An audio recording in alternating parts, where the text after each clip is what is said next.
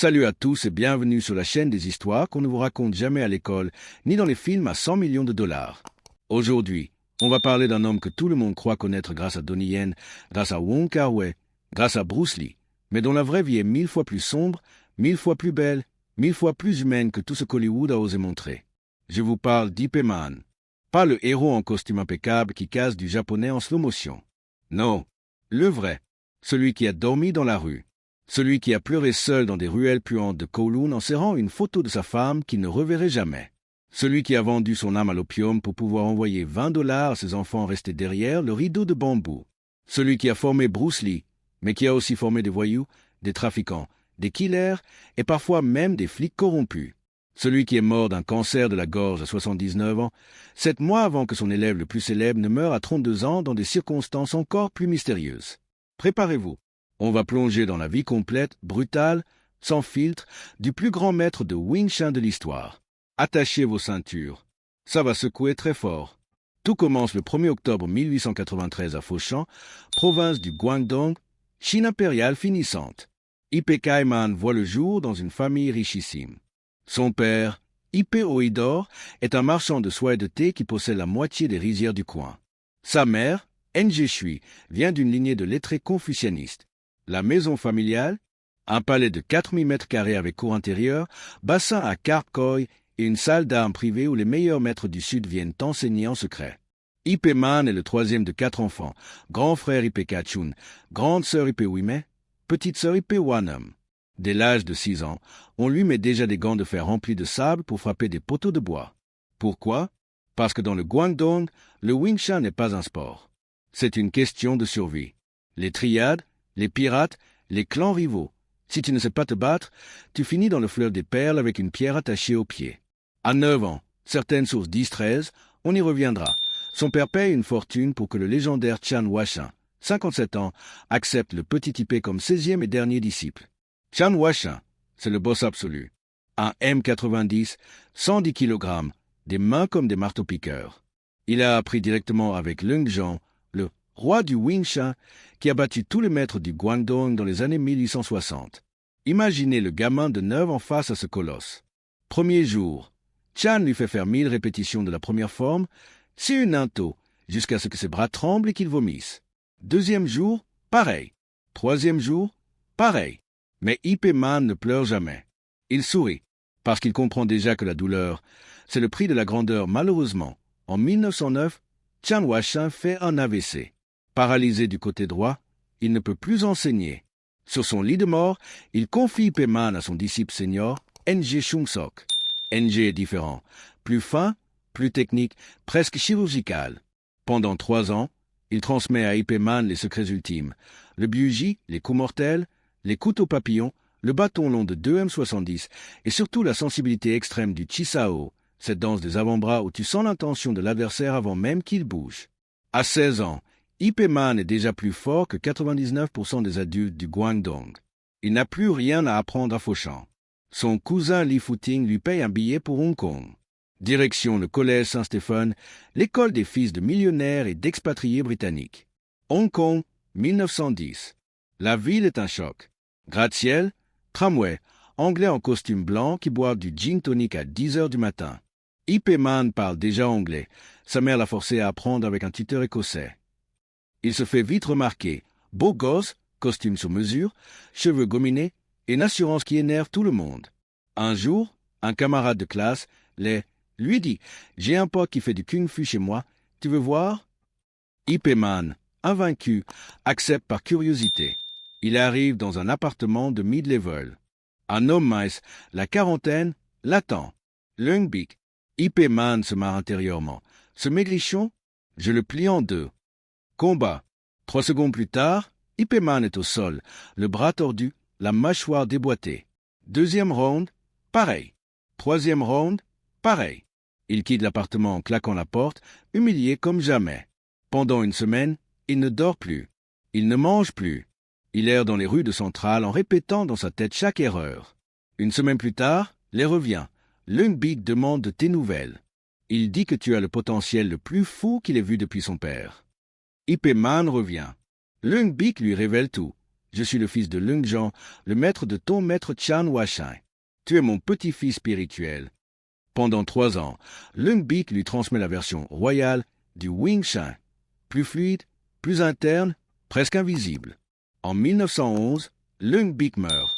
Ip Man, 18 ans, est maintenant l'héritier direct de la lignée la plus pure du Wing Chun. Il rentre à Foshan auréolé de cette connaissance ultime. Personne ne le sait encore, mais il vient de devenir intouchable. À 24 ans, Ip Man intègre la police de Foshan sous le gouvernement nationaliste. Capitaine à 27 ans. Salaire en or, uniforme impeccable, respect total. Il ne crée pas d'école officielle, trop risqué avec les triades, mais il enseigne en secret. Ses élèves, des lieutenants, des inspecteurs, des neveux de généraux. Parmi eux, un gamin de 16 ans qui va marquer l'histoire, Wong Shanlung. Wong est un voyou génial. Il se bat dans les ruelles, casse des mâchoires, gagne des paris. Ip Man le prend en main et en fait un monstre. Plus tard, Wong Shanlung deviendra le roi des combats de toit de Hong Kong et le vrai professeur de rue de Bruce Lee. Mais ça, c'est une autre histoire. Côté cœur, Ip Man épouse en 1916 Chen Winsing, une beauté locale issue d'une famille de lettrés. 4 enfants naissent, Ip Chen, 1924, Ip Ching, 1926, Ip Aersum, Ip Aerwan. La vie est un conte de fées. Mais en 1937, tout bascule. Le Japon envahit la Chine. Foshan est bombardé. Ip Man rejoint le Kuomintang et disparaît dans des missions secrètes. On parle d'infiltration à Guangzhou, d'assassinat de collaborateurs, de train déraillé. 4 ans sans nouvelles. Pendant ce temps, à Foshan, Chen Wingsing tombe gravement malade. La ferme familiale est pillée. Les enfants meurent presque de faim.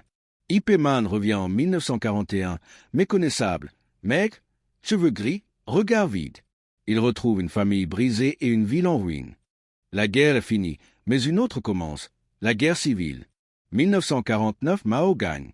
Ip Man, ancien du Kuomintang, est sur la liste noire. Un soir d'octobre, un officier ami vient le prévenir. Demain matin, ils viennent te chercher. Fuis. Ip Man n'a que quelques heures. Il prend sa femme, sa fille aînée, et tout l'or qu'il peut cacher dans ses vêtements. Direction Hong Kong à pied, en bateau, en camion. 72 heures de cauchemar. À la frontière, des gares lui volent la moitié de son or. À Hong Kong, le reste est dépensé en 3 semaines. À 56 ans, l'ancien capitaine riche à millions se retrouve sans rien. Sa femme et sa fille sont logés chez des cousins lointains. Lui, il dort dans des parcs, sous des ponts, dans des temples abandonnés. C'est là que commence la descente aux enfers. Ip Man a déjà touché à l'opium pendant la guerre, c'était courant chez les officiers pour tenir le stress. À Hong Kong, l'opium est hors de prix, un tael égale un mois de salaire ouvrier. Pour payer sa dose, il accepte n'importe quel boulot. D'abord docker, puis serveur dans un restaurant de Sham Shui Po. Un jour, un ancien élève le reconnaît. « Maître Ip, c'est vous ?» Grâce à l'association des travailleurs de restaurants, il décroche un poste de gardien dans leur salle d'arts martiaux. Il y a déjà un professeur, Lung Sheng, un colosse de 120 kg qui enseigne un Wing Chun, disons-le, très approximatif. Un soir de 1952, Ip Man ne peut pas s'empêcher d'éclater de rire en voyant Lung Sheng apprendre à ses élèves à frapper dans le vide avec des gestes de danseuse. Lung Sheng, rouge de honte, hurle « Toi, l'étranger, viens sur le tapis !» Ip Man, en sandalettes trouées et chemise déchirée, monte. 8 secondes plus tard, Lung Sheng vole à travers la salle et s'écrase dans un mur. Ip Man, calme, vous apprenez à frapper l'air. Mais l'air ne riposte jamais. Quand vous affronterez un vrai ennemi, vous serez mort en 2 secondes. Silence total, puis ovation. Du jour au lendemain, Ip Man devient le nouveau boss. Lung Sheng plie le genou et devient son premier disciple officiel à Hong Kong. L'école explose. Mais les élèves sont spéciaux. Serveurs, voyous, membres de triade, junkies, prostituées, tout le bas-fond de Kowloon. Ip Man enseigne dans des conditions sordides. Pas de tatami, pas de miroir, juste des murs humides et des cafards. Il déménage 6 fois en 5 ans. Les élèves restent 3 mois max, le temps de voler quelques techniques et de partir ouvrir leur propre école bidon. Ip Man ne dit rien. Il a besoin de l'argent. Chaque dollar va soit dans l'opium, soit dans des mandats postes envoyés à Foshan pour sa famille qui n'a pas vu depuis 3 ans. Ip Man, 61 ans, rencontre une infirmière de Shanghai, 16 ans de moins que lui. Surnommée Shanghai Po par les élèves. Ils deviennent amants. En 1955, elle accouche d'un fils illégitime, Ipe Siwa. Ipe Man ne le reconnaîtra jamais officiellement. En parallèle, il apprend que sa femme légitime, Cheng Wing-sing, est mourante à Fauchamp. Cancer. Il veut rentrer. Impossible. La frontière est fermée. Il lui écrit des lettres qu'il ne peut pas envoyer. Il pleure seul dans des fumeries d'opium jusqu'à 5 heures du matin. En 1960, Cheng Wing-sing meurt sans avoir revu son mari depuis 11 ans. Ipe Man s'effondre. Pendant 3 mois, il disparaît. On le retrouve errant dans les rues de Matei, pieds nus, en guenilles, parlant tout seul. Des anciens élèves le ramassent et le ramènent à l'école. Il reprend l'enseignement. Mais quelque chose est cassé pour toujours pour un gamin de 16 ans débarque. Cheveux gominés, lunettes de soleil, costume trop grand. Il vient de perdre un combat contre la triade 14K et veut apprendre à se battre. Bruce Lee. Ipe Man le regarde, soupire. Encore un petit riche qui veut jouer au dur. Mais Bruce est différent. Il a une rage intérieure. Il apprend en une semaine ce que les autres mettent en an. Entre eux, c'est l'amour vache. Ipe Man le surnomme le petit singe et lui fait nettoyer les toilettes. Bruce lui fait des farces, poudre qui gratte dans les gants, poignées de main électriques. Il rit comme des gosses. Bruce devient le meilleur. En 1959, il part aux États-Unis. Ipe Man lui dit juste « N'oublie jamais d'où vient ta force ». Bruce ne l'oubliera jamais. Années 60. La réputation d'Ipe Man explose enfin. Les élèves riches arrivent, médecins, avocats, fils de millionnaires. Il ouvre une vraie école à Liteate Street. Il gagne bien sa vie. Mais l'opium aussi coûte plus cher. On dit qu'il fume jusqu'à 10 pipes par jour. Ses mains tremblent. Sa voix devient rauque. En 1967, ses élèves créent l'association athlétique Wing Chun pour le sortir de la misère. Bruce Lee, désormais star à Hollywood, envoie des chèques de $5,000. Ipe Man les refuse. « Je ne suis pas un mendiant ». Il les donne à ses autres élèves. Shanghai pour meurt d'un cancer. Deuxième femme morte d'un cancer. Ipe Man s'effondre encore. Il déménage dans un tiny appartement à Mongkok. L'école devient sa chambre. Il dort sur le tatami entre les sacs de frappe. Ses fils légitimes, Ipe Shin et Ipe Shing, arrivent enfin de Chine en 1962. Ils ont 38 et 36 ans. Ils n'ont pas vu leur père depuis 13 ans. Scène déchirante. Ipe Man les prend dans ses bras et pleure pendant 1 heure sans pouvoir parler. Ils deviennent ses assistants. Ipe Siwa, le fils illégitime, arrive aussi. Les 3 demi-frères s'entendent bien. Ils apprendront tous les 3 le Wing Chun jusqu'au bout point Ipe Man tousse du sang. Cancer de la gorge. Il refuse la chimio. Je suis un guerrier, pas un patient. Il continue à enseigner jusqu'à la dernière semaine. Le 2 décembre 1972, à 79 ans, il meurt dans son petit appartement, entouré de ses 3 fils. Bruce Lee, en tournage à Hong Kong, accourt. Il reste 3 jours au chevet du corps, pleure comme un enfant. 7 mois plus tard, le 20 juillet 1973, Bruce Lee meurt à son tour. Édème cérébral. 32 ans. Les 2 hommes qui ont fait du Wing Chun une légende mondiale meurent à 7 mois d'intervalle. Le destin est cruel. Après sa mort, l'explosion. Plus de 30 films, 15 séries, des centaines de livres. Donnie Yen devient millionnaire en jouant Ipe Man.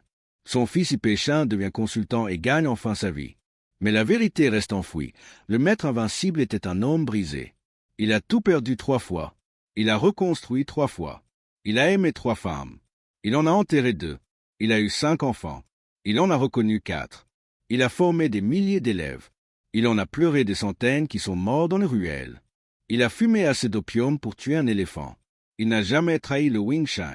Aujourd'hui, chaque fois que vous voyez une vidéo de Wing Chun sur YouTube, chaque fois que vous regardez un film avec Donnie Yen, chaque fois que vous entendez « Biwater my franc », souvenez-vous d'un vieil homme en guenilles qui dormait sous un pont à Kowloon en 1950, qui pleurait sa femme morte à 3000 km, qui toussait du sang dans un appartement sans fenêtre, mais qui se levait tous les matins à 5 heures pour enseigner à des voyous ce que signifie être humain. C'est ça, la vraie histoire d'Ipe Man. Pas celle des films, pas celle des légendes. Celle d'un homme qui a tout sacrifié pour que le Wing Chun survive. Et il a réussi. Parce que 50 ans après sa mort, des millions de personnes pratiquent encore son article. Parce que son élève le plus célèbre a changé le monde. Parce que ses fils enseignent encore aujourd'hui. Parce que son nom est gravé dans l'histoire des arts martiaux pour l'éternité. Alors maintenant, à vous. Dans les commentaires, Dites-moi, quelle partie de cette histoire vous a le plus choqué? L'opium? Le fait qu'il ait été sans abri? Sa femme morte sans le revoir? Le fils illégitime? Les lettres jamais envoyées? Tout? Dites-moi tout. Et si cette vidéo vous a retourné le cerveau, explosez la barre de like. Abonnez-vous, activez la cloche, partagez à tous vos potes qui croient encore que les films Ip Man sont la vérité. On se retrouve très vite pour une nouvelle histoire qui va vous détruire et vous reconstruire en même temps. D'ici là, portez-vous bien. Et surtout, entraînez-vous dur. Parce que comme disait le maître, l'air ne riposte pas. Mais la vie, oui. Puis et voilà. On arrive au bout du chemin. Le 2 décembre 1972, 19h17 précise, dans un petit appartement de 18 mètres carrés à Tong Mi Road, Mongkok, Hong Kong. Un vieil homme est allongé sur un lit de camp militaire. Sa gorge est un champ de ruines. Le cancer a tout bouffé. Il ne pèse plus que 42 kg. Ses mains, autrefois capables de briser une planche de teck d'un seul pouce, tremblent comme des feuilles mortes. Autour de lui, 3 hommes. Ses 3 fils. Ip Shin, 48 ans, le sérieux, celui qui a hérité de la rigueur. Ip Shing, 46 ans, le discret, celui qui a toujours préféré l'ombre. Et Ip Siwa, 17 ans, le fils caché, le fils de l'amour interdit, celui que le monde ne connaîtra vraiment que 40 ans plus tard. Ils se tiennent la main. Ils ne pleurent pas encore. Pas devant lui. Parce qu'Ip Man leur a appris une chose, une seule, qu'il a répétée comme un mantra pendant 20 ans. Un homme ne pleure pas. Il transforme sa douleur en force. Mais là, même lui n'y arrive plus. Il tousse. Un râle humide, déchirant. Du sang noir sur le drap blanc. Il lève les yeux vers le plafond jaunâtre, couvert de moisissures. Et il sourit. Un sourire minuscule. Comme un gamin qui vient de réussir un tour de magie. Il murmure 3 phrases. 3 phrases que ses fils n'oublieront jamais. En cantonais pur, le cantonais rugueux de Fauchamp. Moengo ou Itesenje, du Moyuwotung Neidei. Ne regrette rien. Toute ma vie, je n'ai jamais eu honte de vous. Puis il ferme les yeux. Son souffle s'arrête. Le silence tombe comme une hache. Ip Man est mort. À 79 ans. 7 mois exactement avant que Bruce Lee ne meure à son tour. Comme si le destin avait décidé que le maître et l'élève ne pouvaient pas vivre l'un sans l'autre. Comme si le Wing Chun lui-même refusait de survivre à ses 2 plus grands ambassadeurs. Mais ce n'est pas la fin. C'est le début de la légende éternelle. Parce que dans les heures qui suivent, quelque chose d'incroyable se produit. Hong Kong entier apprend la nouvelle. Pas par les journaux. Non, par le bouche à oreille. Dans les restaurants. Dans les fumeries d'opium. Dans les dojos clandestins. Dans les triades. 1, 2, 10, 100, 1000 hommes ceux. Des hommes qui ne se sont jamais parlé. Des ennemis jurés. Des anciens élèves qui se haïssaient. Des voyous qu'Ip Man avait corrigés à coups de bâton dans les années 50. Des millionnaires qu'il avait formés dans les années 60. Tous convergent vers le même endroit. Le salon funéraire de Kowloon. Et là, devant le cercueil en bois brut, pas de luxe, Ip Man avait tout donné. Ils se mettent à genoux, un par un, sans se concerter. Certains en costume Armani, d'autres en Tong et Marcel troué. Ils s'inclinent 3 fois, comme on le fait devant un empereur. Et ils pleurent. Pour la première fois depuis 50 ans, Hong Kong voit des hommes pleurer en public. Le lendemain, Bruce Lee arrive de Thaïlande, où il tourne Opération Dragon. Il entre dans la pièce mortuaire. Il reste figé 10 minutes devant le corps. Puis il s'effondre. Il hurle, un hurlement primal, comme un loup qui perd sa meute. Il reste 3 jours entiers sans dormir, refusant de quitter le cercueil. Il parle à Ip Man comme s'il était encore vivant. Il lui dit « Je vais faire de ton nom le plus grand du monde, Sifu, je te le jure. » Et il tiendra parole. Mais avant ça, il y a une scène que personne n'a jamais filmée. Une scène que seul Ip Shin a racontée. 40 ans plus tard, les larmes aux yeux. La veille des funérailles, Bruce Lee sort une enveloppe de sa poche. Dedans, un chèque, 100 000 $ hongkongais, l'équivalent de 500 000 € aujourd'hui. Il le pose sur le cercueil. Et il dit « C'est pour tes fils, Sifu. Tu n'as jamais voulu mon argent de ton vivant. Prends-le maintenant. » Puis il ajoute, la voix brisée. « Et si un jour quelqu'un fait un film sur toi, qu'il montre la vérité, pas seulement les combats, mais l'homme. L'homme qui a tout perdu et qui a continué à se lever. 50 ans plus tard, on y est.